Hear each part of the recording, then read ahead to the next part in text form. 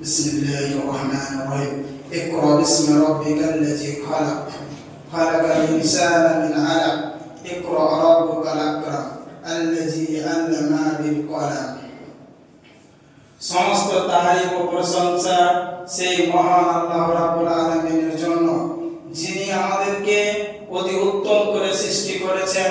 সেই আল্লাহর আমরা প্রশংসা করি, আলহামদুলিল্লাহ। আখির নবীর প্রতি দুরূদ ও শান্তির ধারা বর্ষিত হোক। সকলে বলুন সাল্লাল্লাহু আলাইহি ওয়াসাল্লাম। আজকে খুতবার বিষয় হচ্ছে বিদ্যায় ত্রুটি জাতির ধ্বংস অনিবার্য। বিদ্যায় ত্রুটি জাতির ধ্বংস অনিবার্য। আল্লাহ তাআলা যখন কোরআন শুরু করলেন, তিনি প্রথম আয়াত নাযিল করলেন, ইকরা বিসমি রাব্বিকাল্লাযী খালাক, পড়ো তোমার প্রতিপালকের নামে যিনি সৃষ্টি করেছেন। এখানে ভেবে দেখার বিষয় রয়েছে যে কোরআন পৃথিবীতে আসলো মানুষকে হেদায়েতের জন্য, হুদাল লিন-নাস, মানব জাতির জন্য হেদায়েত। সেই কোরআন শুরু হলো ইকরা, পড়ো দিয়ে। এর তাৎপর্য কি হতে পারে? আমরা জানি একজন মুসলমান হিসাবে আমাদের প্রথম কাজ হচ্ছে সালাত আদায় করা। যদি কেউ সালাত না আদায় করে, সে যদি নিজেকে মুসলমান দাবি করে, একথা সত্য নয়। সে কোনোভাবেই নিজেকে মুসলমান প্রমাণ করতে পারবে না যে সালাত আদায় করে না। যে সালাত আদায় করলো সেই মুসলমান, আর যে আদায় করলো না সে মুসলমান নয়। আমাদের এবং তাদের মধ্যে পার্থক্য হচ্ছে সালাত। তথাপি আল্লাহ তাআলা ওয়াকিমুস সালাত, তোমরা সালাত আদায় করো, এই বাক্য দিয়ে তিনি কোরআন শুরু করলেন না। তিনি বললেন ইকরা, পড়ো। তাহলে পড়ার কি গুরুত্ব রয়েছে? তারপরে যদি আমরা দেখি তারপরে কি গুরুত্বপূর্ণ ইবাদত রয়েছে। সিয়াম রয়েছে গুরুত্বপূর্ণ ইবাদত। পুরো দিনটাই না খেয়ে থাকতে হবে, যাবতীয় অশ্লীল কাজ থেকে বিরত থাকতে হবে। এর নাম হচ্ছে সিয়াম, বিরত থাকা। তা তিনি তাও বললেন না। তারপরে যাকাত, তারপরে হজ এবং ঈমান, এই বিষয়ে তিনি না বলে বললেন ইকরা বিসমি রাব্বিকাল্লাযী খালাক, পড়ো তোমার প্রতিপালকের নামে যিনি সৃষ্টি করেছেন। তাহলে আমাদেরকে বুঝে নিতে হবে যে পড়ার কি গুরুত্ব রয়েছে। মানব আল্লাহ তাআলা কোন জায়গায় বলেন, অতঃপর তোমরা জেনে নাও যে আল্লাহ ছাড়া কোনো মাবুদ নেই। আল্লাহ তাআলা বলেন তোমাদেরকে জেনে নিতে হবে যে আল্লাহ ছাড়া কোনো মাবুদ নেই। মানুষ যদি না পড়াশোনা করে, মানুষ যদি জ্ঞান অর্জন না করে, তাহলে তা আল্লাহকে চিনতে পারবে না, আল্লাহ সম্পর্কে জানতে পারবে না। যখন মানুষ আল্লাহকে জানবে তখনই মানুষ মানবে। প্রথমে জ্ঞান আগে, তারপরে আমল। তার জন্য হাদিসের মধ্যে এসেছে যে ইলমের মর্যাদা ইবাদতের মর্যাদার চেয়ে বেশি। ইলমের মর্যাদা ইবাদতের মর্যাদার চেয়ে বেশি। আমাদেরকে এই ইসলামের জ্ঞান এবং যাবতীয় জ্ঞান নিয়ে পৃথিবীতে চলতে হবে। আল্লাহ তাআলা সূরা আর-রহমানে বলেছেন, আর রহমান আল্লামাল কোরআন, দয়াময় আল্লাহ কোরআন শিক্ষা দিয়েছেন। আল্লাহ তাআলা মানুষকে কোরআন শিক্ষা দিয়েছেন। তাহলে মানুষকে এই কোরআন পাঠ করে নিজের জীবন যাপন করতে হবে। আল্লাহ তাআলা বলেন যে অন্ধ ব্যক্তি, আল্লাহ তাআলা বলেন হে নবী আপনি বলুন অন্ধ ব্যক্তি এবং চক্ষুমান তারা কি সমান? তোমরা চিন্তা ভাবনা করো না কেন? তাহলে একজন যে শিক্ষিত ব্যক্তি এবং যে অশিক্ষিত ব্যক্তি তারা কখনোই সমান নয়। এই কথা আমাদেরকে চিন্তা ভাবনা করতে হবে। তাহলে আমাদেরকে জ্ঞান অর্জন করতে হবে। আল্লাহ তাআলা অন্যত্র বলেন যে জ্ঞানী ব্যক্তি এবং অশিক্ষিত যারা জ্ঞানী নয় তারা সমান নয়। নিশ্চয় জ্ঞানী ব্যক্তিরা আল্লাহর উপদেশ গ্রহণ করে, নিশ্চয় জ্ঞানী ব্যক্তিরা উপদেশ গ্রহণ করে। তাহলে বোঝা যাচ্ছে যে জ্ঞানী মানুষ যারা ইলম রয়েছে, বিদ্যা রয়েছে, তারাই শুধু আল্লাহকে মানে। যাদের জ্ঞান নেই, যাদের বুদ্ধি নেই, তারা আল্লাহকে মানে না। তাহলে পৃথিবীতে অনেকেই রয়েছে রয়েছে, ডক্টর, প্রফেসর, বড় বড় ডিগ্রিধারী, তারা তো আল্লাহকে মানে না। তাহলে কি তাদের বিদ্যা নেই? তাহলে কি তারা জ্ঞান অর্জন করেনি? তাহলে কি এই জ্ঞানকে নাকচ করা হচ্ছে? হ্যাঁ, সত্যি, যে জ্ঞান দিয়ে আল্লাহকে চেনা যায় না, যে জ্ঞান দিয়ে আল্লাহকে জানা যায় না, সেই জ্ঞানকে নাকচ করা হয়েছে। যে বিদ্যা মানুষের কাজে আসে না, যে বিদ্যা মানুষকে হেল্প করে না, এমন বিদ্যাকে নাকচ করা হয়েছে। তাহলে এমন বিদ্যা অর্জন করতে হবে যে বিদ্যা আমাদেরকে আল্লাহর সাথে পরিচয় করাবে।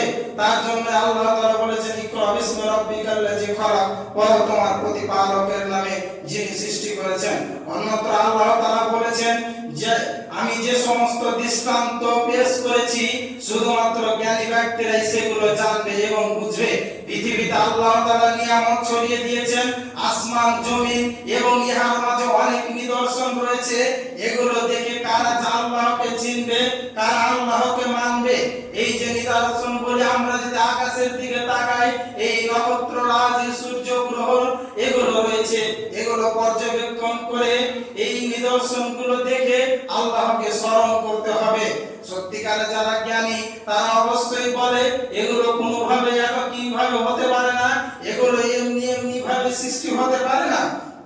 নিশ্চয়ই এগুলোর করে নিজে পরিচালনা করছেন এমন এক সুপার পাওয়ার রয়েছে। তারা আল্লাহকে বিশ্বাস করে, তারা সৃষ্টিকর্তাকে বিশ্বাস করে।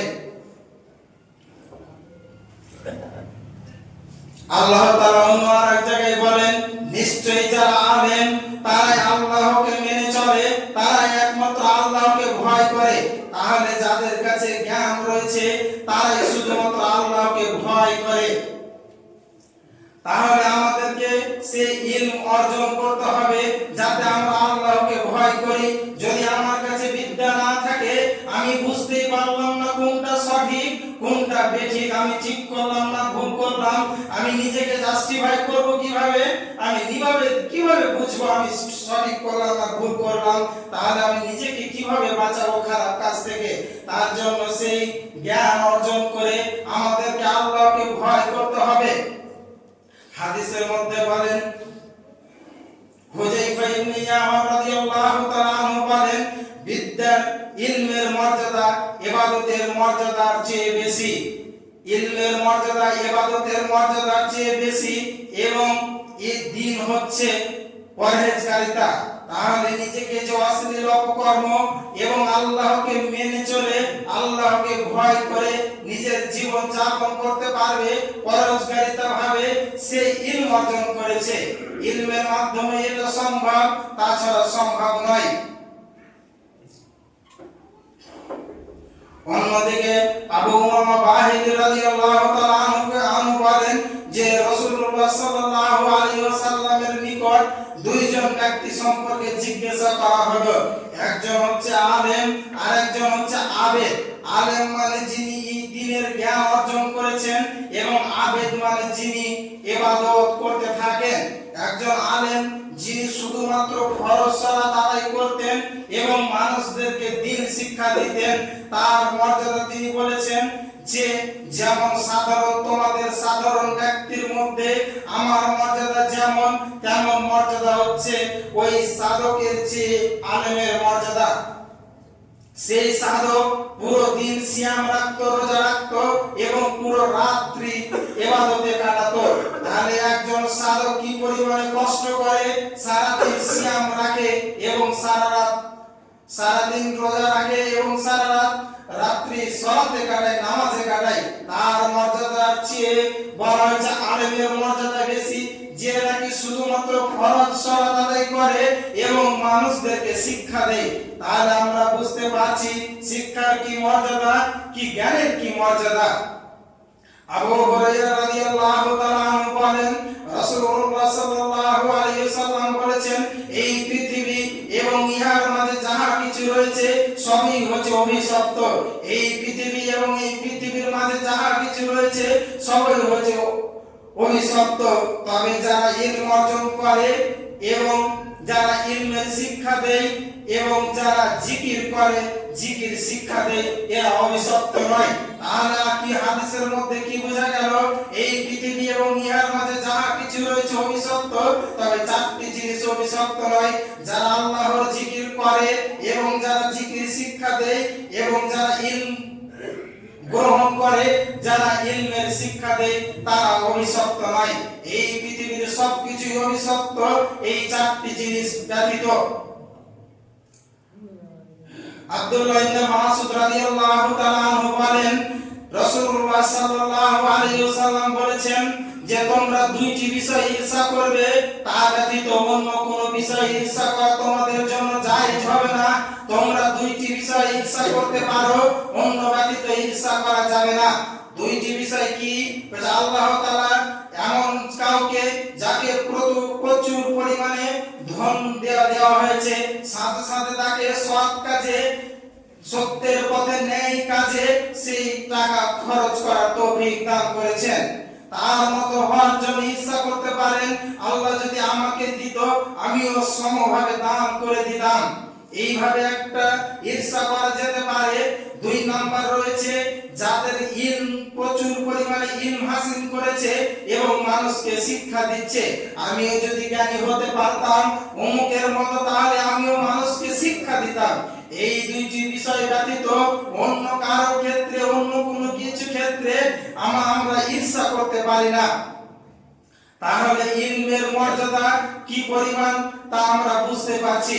অন্য একটি হাদিসে এসেছে যে ইলমের মর্যাদা বলতে গিয়ে তিনি আল্লাহ তাআলা, আল্লাহ রাসূল সাল্লাল্লাহু আলাইহি সাল্লাম বলেছেন যে আল্লাহ তাআলা ফেরেশতা এবং পৃথিবীর যাবতীয় কিছু, এমন কি গর্তের ভিতরে পিপীলিকা এবং গর্তের পুকুরে বা নদীর জলের নিচের মাছ, তাদের জন্য দোয়া করে যারা ইলম অন্বেষণ করে। তাহলে ইলমের মর্যাদা বলতে গিয়ে কতগুলো কথা আসলো। আল্লাহ তাআলা এবং এই পৃথিবীর সমস্ত কিছু, ফেরেশতা, গর্তের পিপীলিকা, নদীর মাছ, তাদের জন্য ক্ষমা প্রার্থনা করেন যারা ইলম অন্বেষণ করেন। আরেকটি হাদিসে এসেছে যখন কেউ ইলম অন্বেষণের জন্য বেরিয়ে যায়, কোন পথ অবলম্বন করেন, তখন আল্লাহ তাআলা তার জন্য জান্নাতের রাস্তাকে সহজ করে দেন এবং ফেরেশতারা তাদের ডানাকে বিছিয়ে দেন। এইগুলো হচ্ছে ইলম অন্বেষণকারীর মর্যাদা। একজন সাহাবা মদিনা থেকে আল্লাহর রাসূল সাল্লাল্লাহু আলাইহি সাল্লামের স্থান থেকে তিনি দামেস্কের মসজিদে যাচ্ছেন এবং কি আবু দারদা রাদিয়াল্লাহু তাআলা আনহুকে বলছেন, আমি একটি মাত্র হাদিস অন্বেষণ করার জন্য আপনার কাছে এসেছি। আমি শুনেছি নাকি আপনি তা রাসূল সাল্লাল্লাহু আলাইহি সাল্লাম থেকে বর্ণনা করেন। তখন তিনি বলছেন যে হ্যাঁ, আমি আল্লাহর রাসূল সাল্লাল্লাহু আলাইহি সাল্লামকে বলতে শুনেছি যে ইলম অন্বেষণ করার জন্য বেরায় তার পায়ের নিচে ফেরেশতারা ডানা বিছিয়ে দেয়।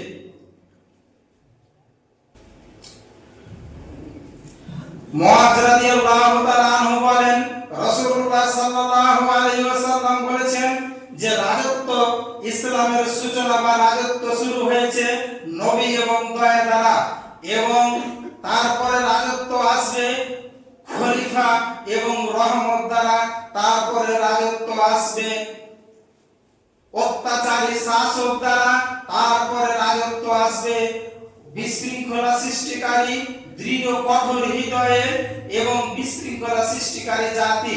বর্তমান বিষয়ে দুই একটি আলোকপাত করার চেষ্টা করব যে ইসলামের সূচনা হয়েছিল নবী এবং রাসূল দ্বারা, যেখানে শুধুমাত্র শান্তি আর দয়া, তারপরে এসেছিল খেলাফত, যেখানে ছিল রহমত, তারপরে এসেছে অত্যাচারী শাসকরা।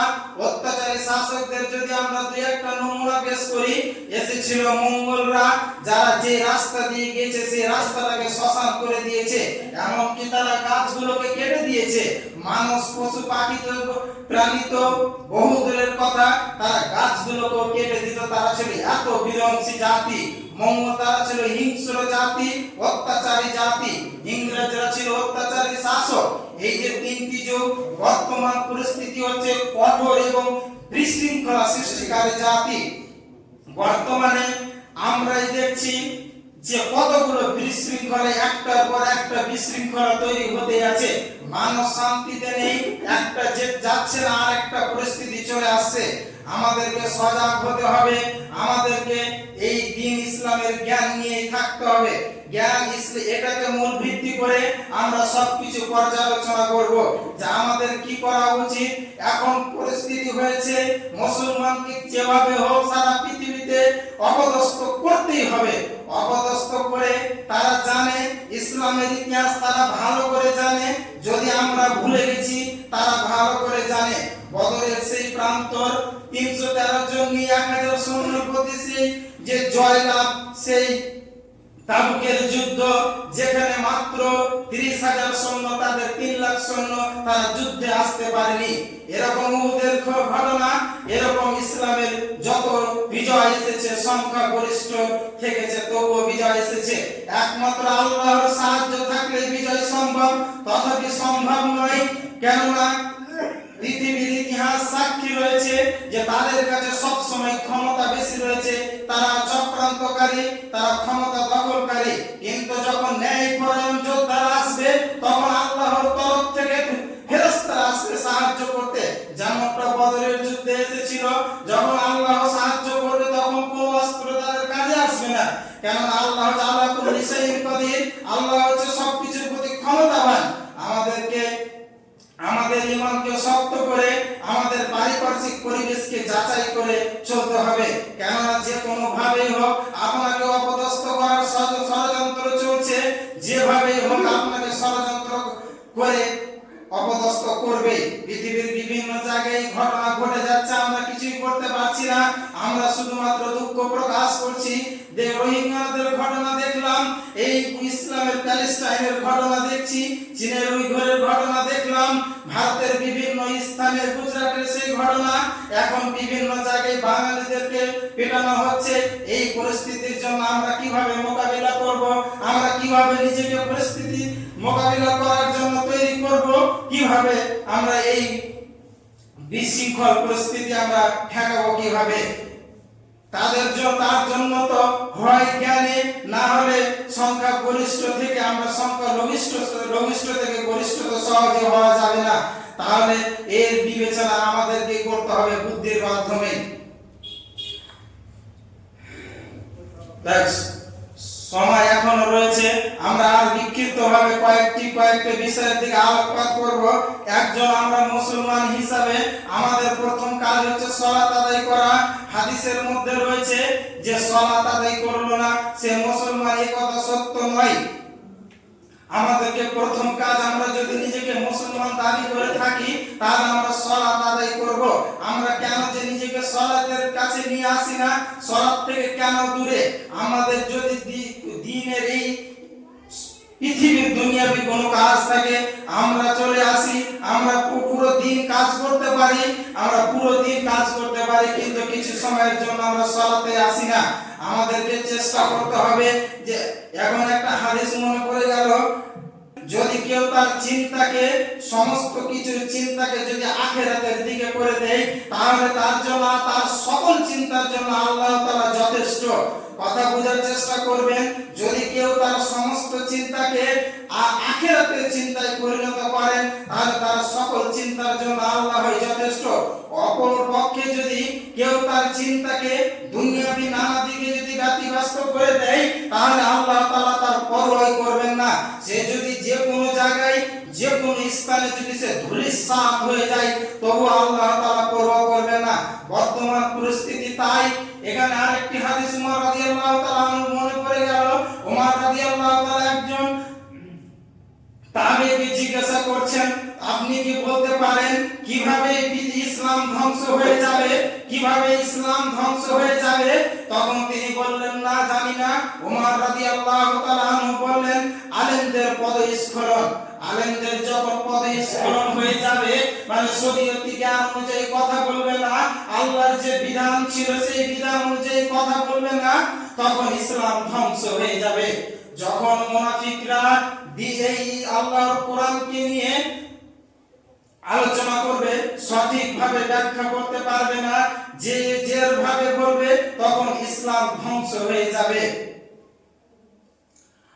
অন্য একটি হাদিসে বলা হয়েছে যে আব্দুল্লাহ ইবনে মাসউদ রাদিয়াল্লাহু তাআলা আনহু বলেন রাসূলুল্লাহ সাল্লাল্লাহু আলাইহি সাল্লাম বলেছেন, যদি আলেমরা তাদের ইলমের মর্যাদা সঠিক লোকদের কাছে সরপত করত তাহলে তারা সেই যুগের নেতৃত্ব দিত। কথাটা খুবই গভীরভাবে মনোযোগ দিতে হবে। যদি আলেমরা তাদের নিজেদের দায়িত্ব, নিজেদের ইলমকে সঠিক জায়গায় ব্যবহার করত, সঠিক লোকেদের হাতে সরপত করত, তাদের কাছে পৌঁছে দিত, তাহলে তারা সেই যুগের নেতৃত্ব দিত। পক্ষান্তরে তারা তা না করে দুনিয়াবি কিছু স্বার্থে, দুনিয়ায় তাদের কাছ থেকে কিছু পাওয়ার জন্য তারা তাদের দুনিয়াবি কাজে তাদের জ্ঞানকে ব্যয় করে দিয়েছে। ফলে তারা অপমানিত হয়েছে, তারা লাঞ্ছিত হয়েছে,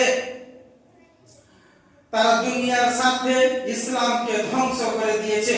তার জন্য আজ ইসলামে আলেম সমাজ নেতৃত্ব দিতে পারছে না। নেতৃত্ব দিচ্ছে ইতর শ্রেণীর প্রাণীরা, ইতর শ্রেণীর মানুষ, যার কাছে কোনো শিক্ষা নেই, যার কাছে কোনো জ্ঞান নেই, যে কোনো ন্যায় প্রতিষ্ঠা করতে পারবে না, এমন মানুষের কাছেই রয়েছে ক্ষমতা।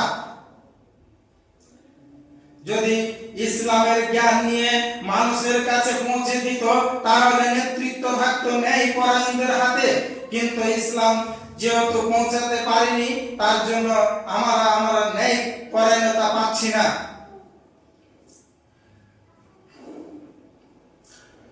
আবু হুরায়রা রাদিয়াল্লাহু তাআলা আনহু বলেন, রাসূলুল্লাহ সাল্লাল্লাহু আলাইহি সাল্লাম বলেছেন, কিয়ামতের নিকটবর্তী সময়ে সময় সংকীর্ণ হয়ে যাবে, বিদ্যা উঠিয়ে নেওয়া হবে এবং মূর্খতা প্রকাশ পাবে, কৃপণতা বৃদ্ধি পাবে এবং হাজ বৃদ্ধি পাবে। সাহাবায়ে কেরাম বললেন, ইয়া রাসূলুল্লাহ, হাজ কি জিনিস? তিনি বললেন, হত্যা বেড়ে যাবে। তাহলে যখন কিয়ামত চলে আসবে তখন কি হবে? সময়টা সংকীর্ণ হয়ে যাবে। এই তো ছিল 2023, এখন নাকি 26। এই দেখতে দেখতে সময়টা কেটে যাওয়া, এটাই হচ্ছে কিয়ামতের লক্ষণ। এই তো ছিল 24, এখন 26। এই যে মনে হচ্ছে সময়টা খুব তাড়াতাড়ি কেটে গেল, এই সময়টা তাড়াতাড়ি কেটে যাওয়াই কিয়ামতের লক্ষণ। এবং আমরা দেখতে পাচ্ছি মূর্খতা কিভাবে বেড়ে যাচ্ছে। এবং তাহলে এই যে আমাদের শিক্ষার হার দিন দিন বাড়ছে, যেরকম একটা কথা প্রচলন আছে, বাড়ছে জনসংখ্যা, কমছে মানুষ। তাহলে কি বোঝানো হয়েছে? জনসংখ্যা তো বাড়ছে, মানুষ কমছে কি করে? মানে মানুষের হিতাহিত জ্ঞান যখন নষ্ট হয়ে যাবে, তার মানুষের ব্যবহারের মতন যখন তার ব্যবহার থাকবে না, তখন মানুষ কমে গেছে, বেড়েছে জনসংখ্যা। তেমনই শিক্ষার হার বেড়েছে, শতকরা হারে বেড়েছে শিক্ষার হার, কিন্তু সঠিক শিক্ষা, সঠিক জ্ঞান সেটা পৌঁছায়নি, তার জন্য মূর্খতা বর্ষণ হয়েছে। আমি যদি সচক্ষে আমরা উদাহরণগুলো চারিদিকে দেখতে পারবো কিভাবে মূর্খতার প্রকাশ পেয়ে থাকে এবং কৃপণতা বেড়ে গিয়েছে। আমরা আমাদের নিজেদের ব্যবহার থেকে বুঝতে পারি যে কৃপণতা কিভাবে আমাদের উপরে হাবি হয়েছে। সামাজিক কি অবস্থা আমাদের, মানুষের সাথে মানুষের কি ব্যবহার, আমরা একের সাথে অন্যের কি রকম ব্যবহার করছি, আমাদের চোখের চাহনি কেমন, এগুলো আমাদের কৃপণতার প্রকাশ ঘটাবে। হাজ বেড়ে গেছে মানে মানুষকে হত্যা এখন অহরহ, যেখানে সেখানে হত্যা, কাটাকাটি। মানুষ জানে না কি কারণে আমাকে হত্যা করা হলো এবং খুনিও জানে না কি কারণে আমি তাকে মারলাম। কিয়ামতের লক্ষণে বলা হয়েছে যে হত্যাকারী জানবে না কেন আমি তাকে হত্যা করলাম, নিহত ব্যক্তি জানবে না আমাকে কেন হত্যা করা হলো। মানে কেউ কিছু জানবে না। একজন টাকা দিয়েছে, ওই মেরে দিয়েছে, এই হচ্ছে পরিস্থিতি। ওই জানে না ওর দোষ কি, এই হচ্ছে পরিস্থিতি। তাহলে কিয়ামতের লক্ষণ। আরেকটি হাদিসের মধ্যে বলা হয়েছে মূর্খতা প্রকাশ পাবে, বিদ্যা উঠে যাবে, মূর্খতা প্রকাশ পাবে এবং পুরুষের সংখ্যা কমে যাবে, নারীর সংখ্যা বেড়ে যাবে, ব্যভিচার বেড়ে যাবে। এমনকি একজন নারী 50 জন নারীর পরিচালক হবে একজন পুরুষ। তাহলে পৃথিবীতে কি হারে অশ্লীলতা ছড়িয়ে যাবে। এই অশ্লীলতাকে ঠেকাবে কিভাবে?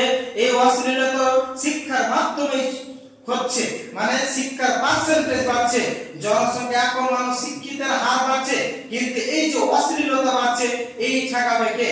এইটা হচ্ছে সঠিক বিদ্যার মাধ্যমে ঠেকানো সম্ভব। না হলে তো আইনের পরে বলছে যে আমার এটা অধিকার। এই যে শিক্ষা, ওদের কাছে একটা শিক্ষা গেছে, এটা আমার অধিকার বলে অশ্লীলতার বিষয়গুলো তারা অধিকারে আয়ত্তভুক্ত করছে। এগুলো ঠেকাবে কে? সংখ্যা লঘিষ্ঠই সবসময় সঠিক এ কথা সঠিক নয়। সংখ্যাগরিষ্ঠ সঠিক হতে পারে, এক কথা ন্যায় বিষয়টা কোনটা সেটার প্রতি জাস্টিফাই করতে হবে। ন্যায় কোনটা, সংখ্যা অল্প হলেও সঠিকটাই সঠিক, কোটি কোটি মানুষ যদি অন্যদিকে যায় সেটা সঠিক নয়।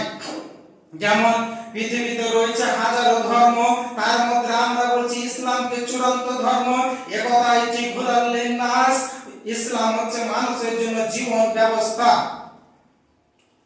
ইন্নাদ-দীনা ইনদাল্লাহিল ইসলাম, ইসলাম ছাড়া কোনো দিন নেই। তাহলে পৃথিবীতে তো অনেক দিন রয়েছে, তাহলে যদি আমরা সব সময় সংখ্যাগরিষ্ঠকে প্রাধান্য দিই তাহলে তো আমাদের ইসলাম থেকে বেরিয়ে যেতে হবে।